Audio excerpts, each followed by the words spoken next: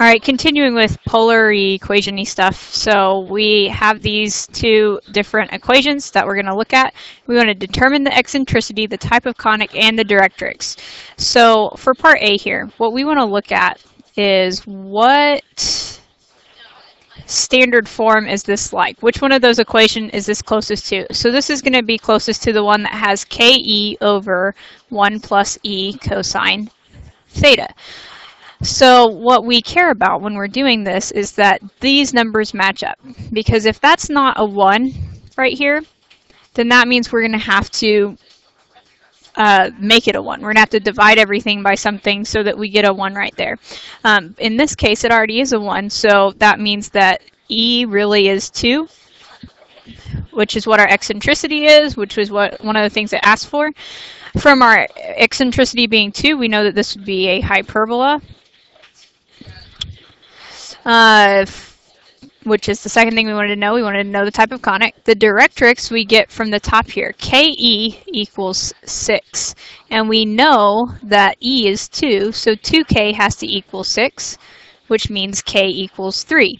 Now, since it was 1 plus E cosine theta, that means that our formula would be X equals a positive K. So our directrix is X equals 3. Let's do part B, which has a little bit more work to it. So R equals 2 over 4 minus cosine theta. So this is closest to the formula Ke over 1 minus E cosine theta. What we want to do is we want to say, okay, I need a 1 right here, which means I need to divide everything in this fraction by 4. Okay, so we're going to divide this by 4, we're going to divide this by 4, we're going to divide this by 4, which has a 1 in front of it right now. So that means that R equals, on top 2 over 4 would be 1/2, on the bottom 4 over 4 would be 1, then this would become minus 1/4 cosine theta. Well, so now that we have that 1 there, we can say what E is. E is 1/4 because it's the number in front of cosine. But we don't include the negative because this is minus E and this is minus E. If E is 1/4, that means that this is an ellipse because 1/4 is less than 1. And then we want to figure out what K is. So right now we have that Ke equals 1/2. We know that E is a 4th. So 1/4 K equals 1/2. Well, let's times each side by the reciprocal. And that'll give us K. K equals 1/2 times 4 over 1 is 2. So since this is a minus and this is cosine, that means we have X equals -2 for our directrix. Okay, example 3. We're going to find a polar equation for the ellipse with a focus at the pole and the given polar coordinates as the endpoints of its major axis. So let's start off by drawing this. And so this is going to take us refreshing a little bit on our polar coordinates thing. R comma theta is the way polar coordinates work. So at the angle pi over 2, we need to draw our point at 1. So we're going to have one of our endpoints is right here at 1 comma pi over, that's not pi over 2. I'm so sorry. Go away that point. Start over. Okay, for real this time. Pi over 2 is 90 degrees. So pi over 2 is up here. So we're going to have a point up here at 1 comma pi over 2. 3 pi over 2 is down here at the bottom of our y-axis. And we're going to go out 3 to do that point along 3 pi over 2. So that's going to be right here. So here's our ellipse. Sorry, my ellipse is not very elliptical. Okay, one of the things it tells us in the problem is that our focus is at the pole. The pole is 0, 0. So this blue dot right here is a focus. Okay, we know that these endpoints are vertices.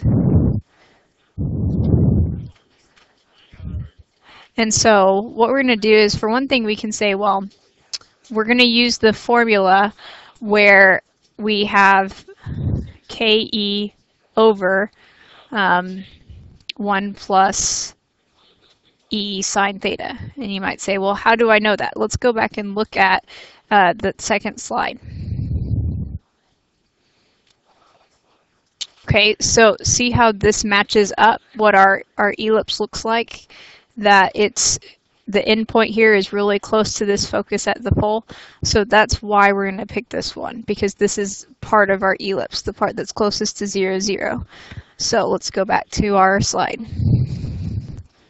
Okay, so that's how I picked that. Now, we can find E actually by using what we know from rectangular coordinates, that the eccentricity for ellipses and hyperbolas is c over a.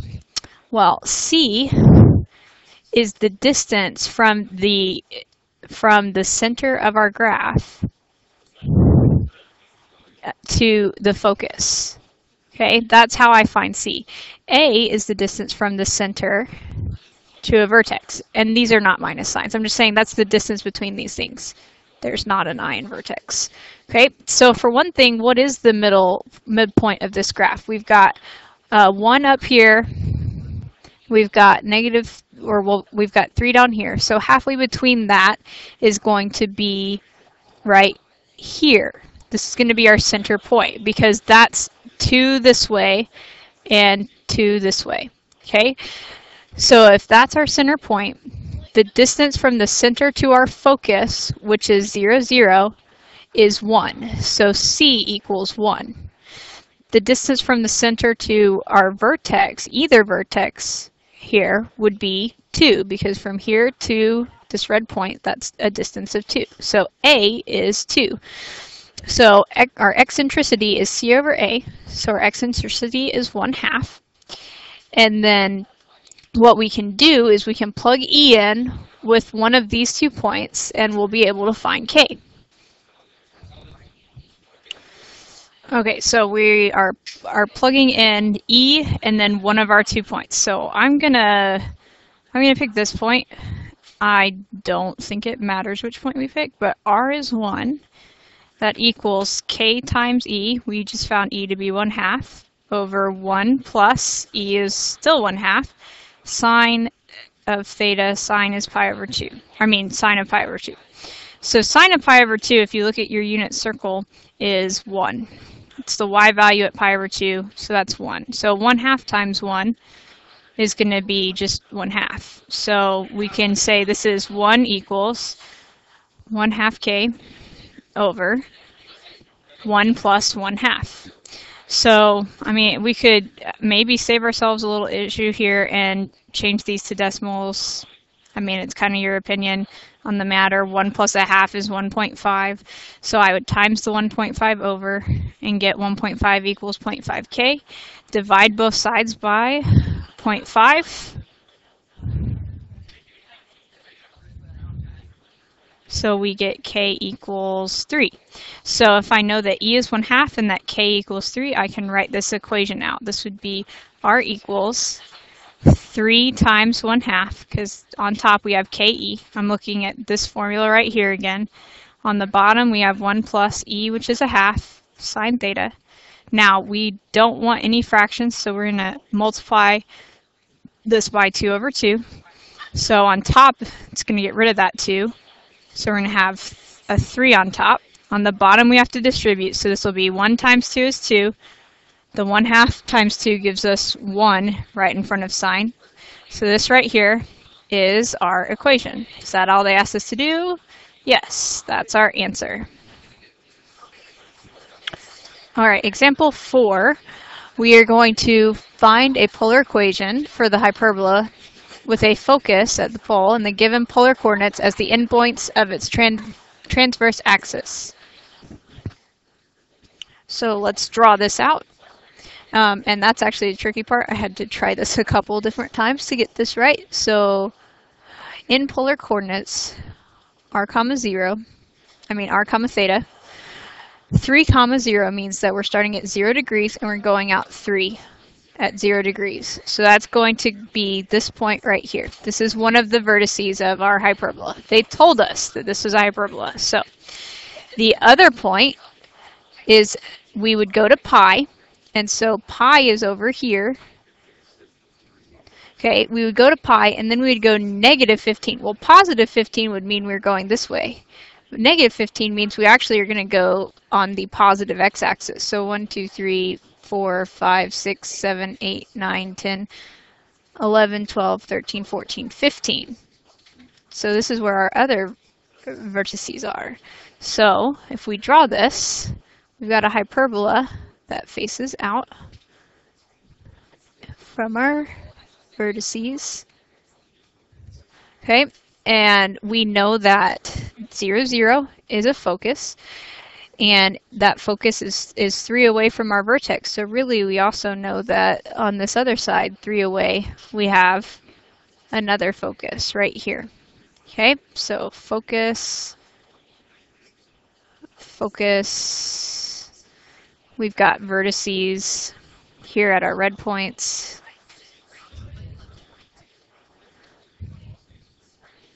Okay, and so what we want to do is first off say, well, since this is along the x-axis and we've got a focus here, here at 0, 0, and the closest thing to that focus is this direction, that's going to be the formula that has ke over 1 plus e cosine theta.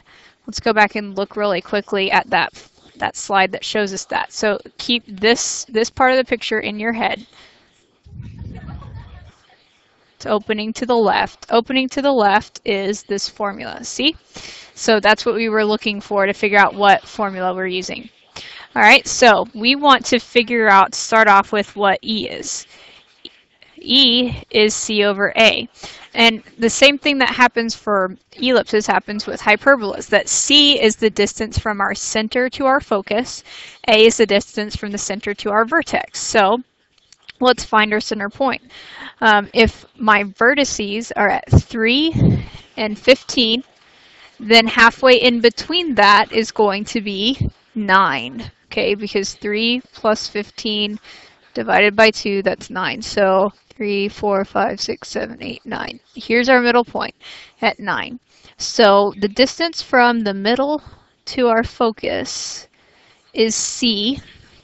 The distance from the middle to our vertex is A. So C equals 1, 2, 3, 4, 5, 6, 7, 8, 9. The distance from the center to our vertex A is 1, 2, 3, 4, 5, 6. Simplify. I didn't really mean to write that. Well, this is E. So the top number is C, the bottom number is A. 9 over 6 simplifies to be 3/2. That's our eccentricity. Then we want to go back and plug this in with one of our points. So let's pick 3, 0. 3 equals K times 3/2 over 1 plus 3/2 cosine of 0.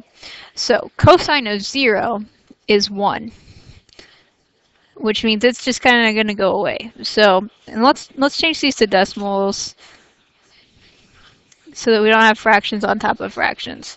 So if I want to solve this for k, I need to do this bottom part right here. I need to say 3 equals 1.5k over 1 plus 1.5 is 2.5. Then I can multiply both sides by 2.5. Then I can divide by 1.5. So that means k equals 5. So I plug this all back in to my formula that I'm using. R equals k is 5, E is 3/2 over 1 plus 3/2 cosine theta. I want to times the top and the bottom by 2 to get rid of my fractions. So it's going to be R equals, the 2's here will cancel. That'll give me a 15 on top, 5 times 3. On the bottom, I have to distribute the 2, so 1 times 2 is 2. 3/2 times 2 gives me 3 cosine theta. So there is our equation. All right, final example here. Example 5, graph the conic.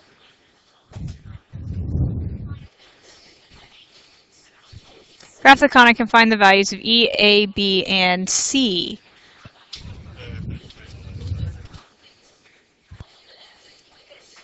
All right, let's go ahead and find E, A, B, and C, and then let's see what happens after that. So to find E, we want this right here to be a 1 instead of a 5. So to get that there, we need to divide everything here by 5. Okay, because we're allowed to do that. If we divide everything by the same number, that's okay. Now, what that does is that lets us know that this right here is E. E is 2/5. Now, E also equals C over A, which means, guess what? C equals 2, A equals 5. Because this is less than 1, the eccentricity is less than 1, we know that this is an ellipse. And for an ellipse, we have this relationship of A squared. What is our relationship? Get out your graphic organizers. Somebody give me your graphic organizer. Graphic organizer.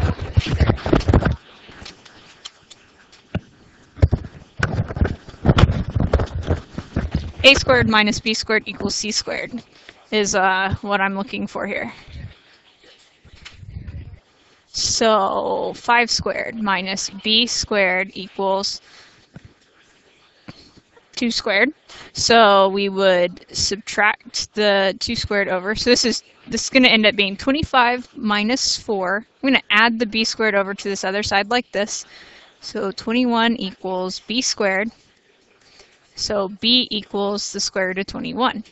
So we've found A, B, C, and E. And now we just need to graph this.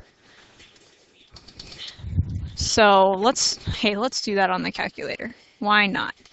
So go over here to your y equals, plug this original equation in, 21 divided by 5 minus 2 cosine theta. And, oh look, there's an ellipse. Let's graph that.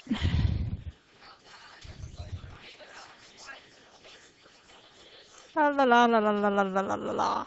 So that's all of our notes for 8.5. I want to give a quick shout out to Jenna Harbert, who bugged me to put her name in this video. Thanks.